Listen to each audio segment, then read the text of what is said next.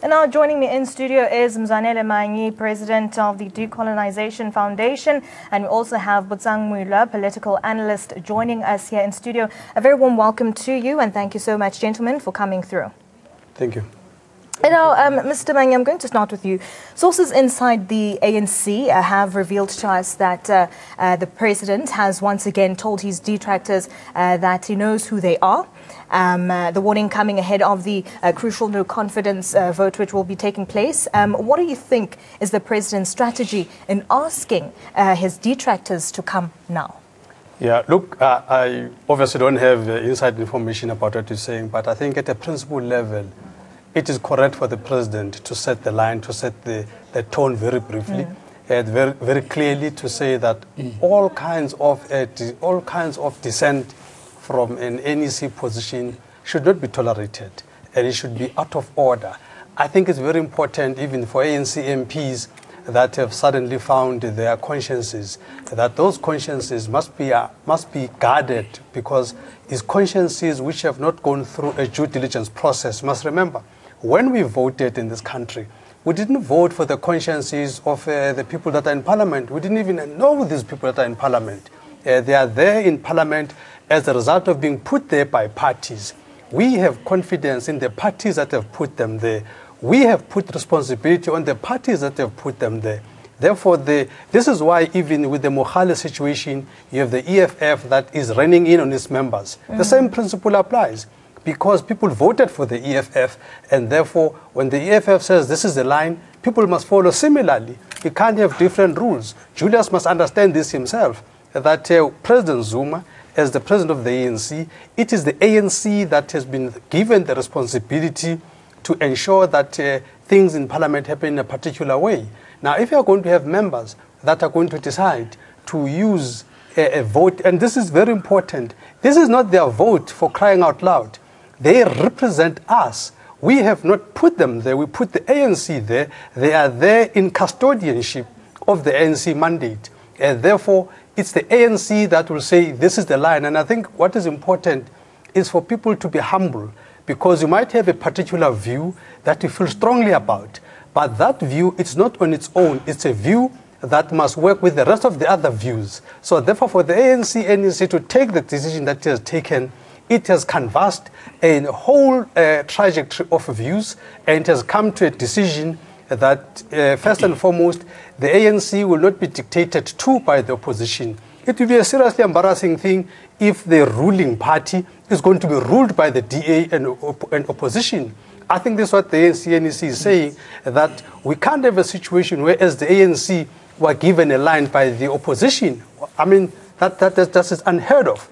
So for President Zuma to say what we are saying that he has said, it's in line with what the NEC had already said, to say this is the line, and nobody should cross the line. Let me just bring in political analyst Mr. Mwila. What do you think is the president's strategy here? Well, Lesego, good evening to you, and good evening to the NN7 viewers and fellow panelists, Mzanele Manyi. I'm actually impressed as an analyst by the bold move of the president of the country, who happens to be the president of the ruling party, the African National Congress. You see, President Zuma has been quiet for 2 months regarding this whole process. He never said a word until today. And Mzanele is correct that when people in South Africa vote, they don't vote for a person, unlike in Brazil, India, and Venezuela. They vote for the political party, that's the ruling party. And in this instance, in South Africa, people have voted for the ANC. And the ANC decides who's going to be the leader of government. But it also goes to the Constituent Assembly, which happens to be the Parliament of South Africa that votes for the president of the country. And Mzanele is correct to say, when people voted, they voted for the ANC as the ruling party. Now, the president has come out boldly. And I'm actually impressed that President Zuma has come out and say, I know who are the people within my own movement who want me out. But can they stand up like Dr. Koza and say, we want President Zuma out? He's challenging them. He is saying to them, come out. You know, it's a democratic dispensation. It's a democratic process. Come out and say you don't want me. Pull me out. then I will step out. And that is one thing that people did not anticipate, that the president of the country will challenge those who don't want him to say, you don't want me, but come out, stand out and say, you don't want me. They've got between today and the date of the motion of no confidence, they've got actually effectively 9 days to can vote and say, we don't want President Zuma. And he's saying to me, it's okay. If you don't want me, I will go because you deployed me in this position. But what is very interesting also, it's what Mzwanele has said, is that it is not the ANC. It is not the MPs of the ANC. It is the opposition that is telling the ruling party what to do and what to think. Now, this is unheard of. I've followed world politics for many years, and as a career diplomat as well. It has never happened anywhere in the world where the opposition party tells the ruling party how to think, how to operate, and how to conduct itself. In South Africa today, we have the opposition, and not even the main opposition, which is the DA. It's not even the DA. It is the minority and the minor opposition parties, the UDM, the EFF, COPE, and others with 1% and 1 seat in the National Assembly, who are saying to the ruling party, this is what you must do. And some members, some MPs of the ruling party are considering that. Now, this is very interesting for me as an analyst, that the ruling party is listening not to the main opposition, but to the minority opposition on how they should conduct themselves and what they should do towards governing and ruling the country. And President Zuma has actually thrown in what we call a spanner in the works to the members and the MPs of the ruling party to say, I know who you are. I know those who think against me. Can you stand up and take me out of this position, and I will walk? And we'll have to wait and see if they will conduct themselves in that manner. For us as the Decolonization Foundation, in fact, we are saying this is actually at odds with party discipline. We are very clear for us as a Decolonization Foundation that if we have members of an organization that do not want to respect the decisions of the organization, we can't have a situation where we're held to ransom by individuals who do not want to toe the party line. If for whatever reason your conscience is at odds with the conscience of the party, we have a duty to resign.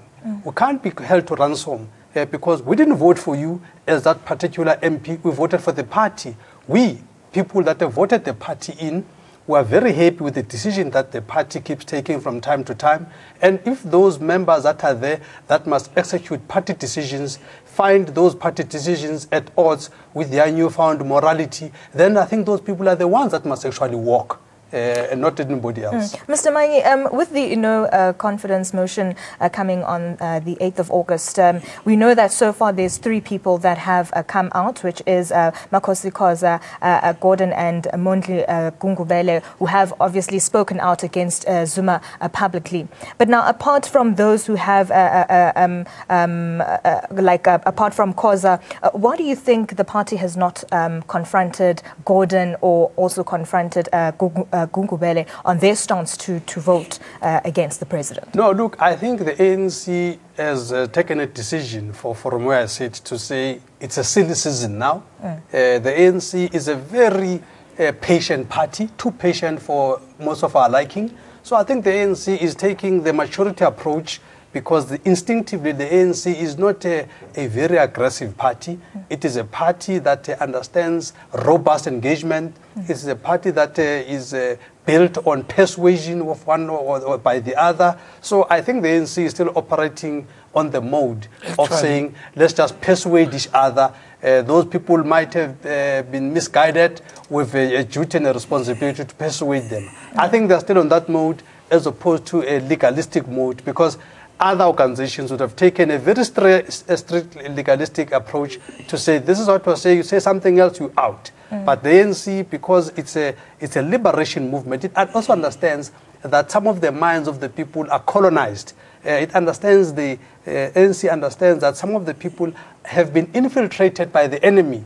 So it's trying to deal with all of those complexities to say, let's work with our people, and hopefully by the time comes, they would have persuaded them to do the right But thing. now, with Malema saying that more than 60 ANC MPs will turn against Zuma, what's your assessment of that I think situation? if anybody is going to take what Malema is saying seriously at any point in time, then those people must have their heads checked. Malema flips-flops every day. He was just now the other day smiling with President Mbeki, and then the next day he says President Mbeki is misleading people about white monopoly capital. Really now?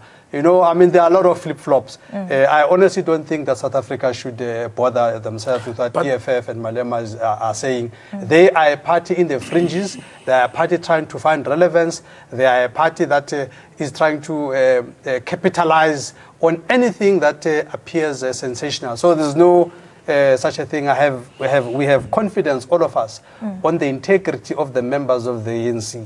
That so-called 60 number, I'm putting my head on the block now today, that is wrong. That is not true. It's not there. He's just trying to create a hype. Let's hear what That's what EFF lives on. The EFF lives on hype instead of facts. What's your views? Lesego, I hardly agree with Nzanele, but today he's talking my language, and I don't know what happened. One, he raises a very important aspect to say the African National Congress has policies and internal processes. Yes. Of what needs to be done and when needs to be done. But what the media is doing wrong is they're not even listening to the African National Congress. They're listening to Julius Malema, who is not even the main opposition in parliament. Is the second opposition. And I don't know why would the media and everybody else listen to Julius. There's a trend in the country that everything that Julius has said has become true. That's not true. There's so many things that Julius has confused the media, has confused his followers, and he has confused those who want to hear anything outside the African National Congress. And I'm not going to protect the ANC. But Manye, tonight, he is actually factually is on point to say you can't listen to a man who 2 weeks ago when Thabo Mbeki was on television and on radio saying white monopoly capital doesn't exist. And the same person clapped hands and hugged Thabo Mbeki and said, this is a leader who's leading the country. Yesterday, Julius Malema says Thabo Mbeki is wrong. White monopoly capital exists. And Thabo Mbeki is wrong. Now, you can't listen to that kind of a person. What we should be looking at and what the ANC should be looking at is what do they do in order to consolidate the party, to consolidate the challenges within the party? And I think they've done well. I've watched the ANC in the last 2 weeks. You know, the Mpumalanga as well as the KwaZulu-Natal, you know, a team coming up together. The ANC, I was at Ronnie Mamwepa's funeral. Not funeral, but I was at the memorial service. I've seen how ANC members and leaders and people who are influential in branches are talking one language. And this is a shock. This is something that is going to come and shock us from September when the names are out, that the ANC will speak in one language. People are not expecting that. I've observed it. I've watched how ANC leaders and members on the ground are speaking in one language, even if they have the CR17 and the NDZ17. But they still say, this is our movement. We cannot be dictated to by the opposition parties as well as minority parties in government. And that's one thing that the ANC has mastered over years. And I've seen they're doing it. It's going to come. Come September, ANC is going to do that. But another important element coming to the topic of the day to say, is the ANC handling this challenge and this problem properly? I think they are doing very well. I think the ANC has somersaulted.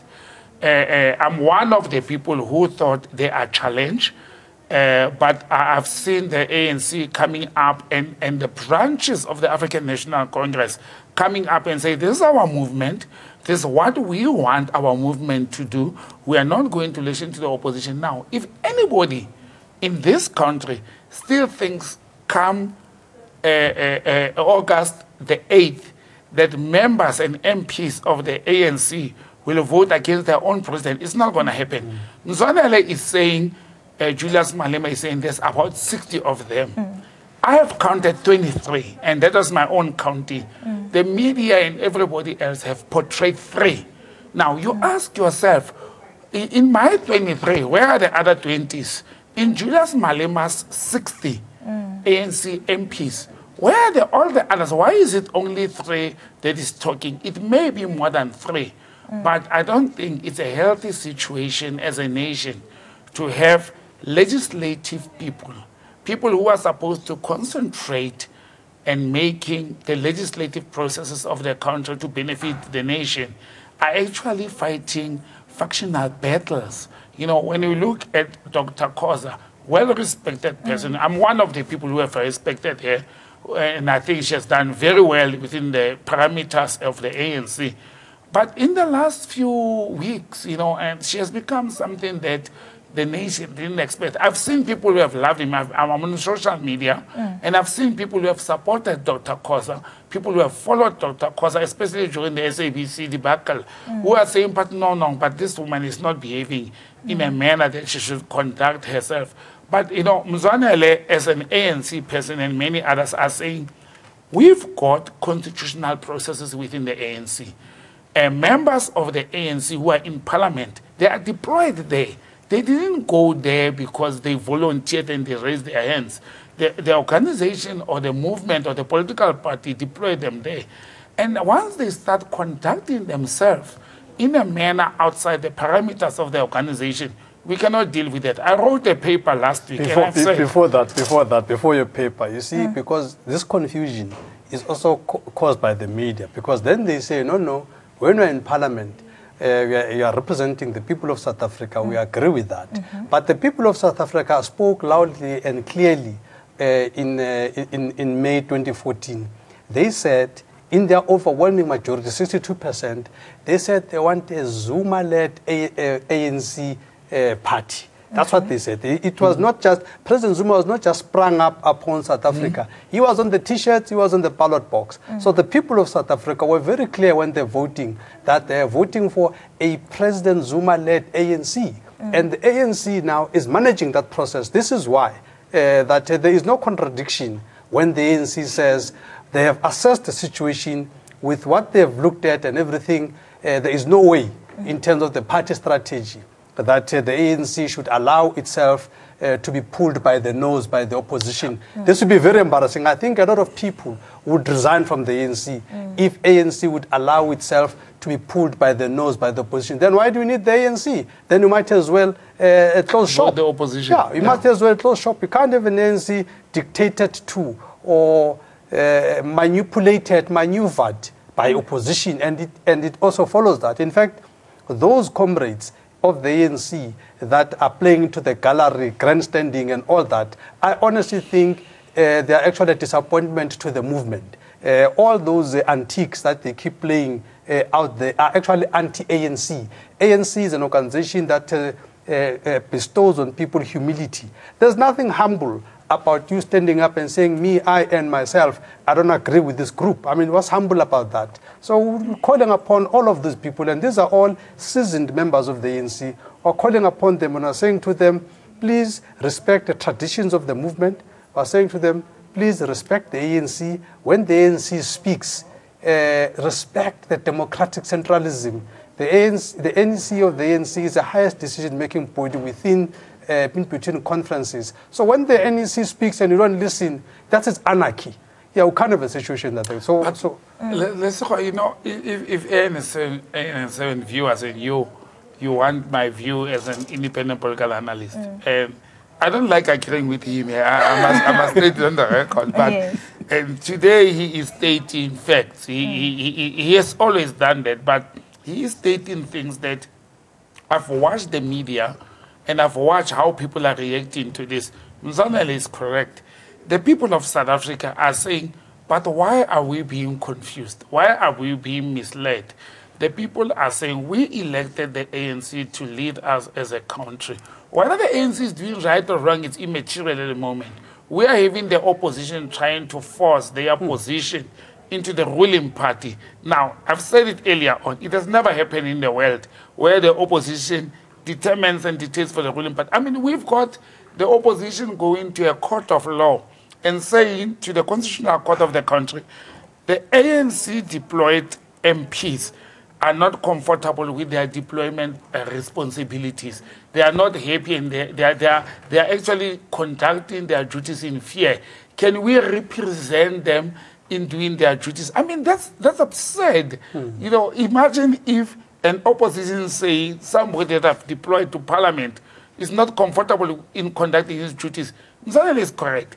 Those people that the ANC deployed, not employed, deployed to parliament, if they are not happy with their deployment message, if they are not happy with their directives, they must just resign and leave from their positions. Now, you can't even expect that the opposition is talking on their behalf, not even their comrades, not even their members, not even their chief whip. The chief whip of the African National Congress in this country is Jackson Tembu. Now, you have MPs under Jackson Tembu, if you know how constitutional process work. You have a chief whip, and you've got MPs. These MPs, they're supposed to report to this person to conduct the business of the ruling party. No. That's not what's the case.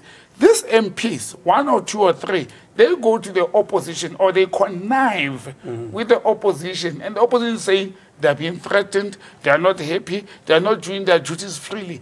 If I am employed and my CEO or my chairperson of the board or my employer is not happy with my conduct, what do? I leave.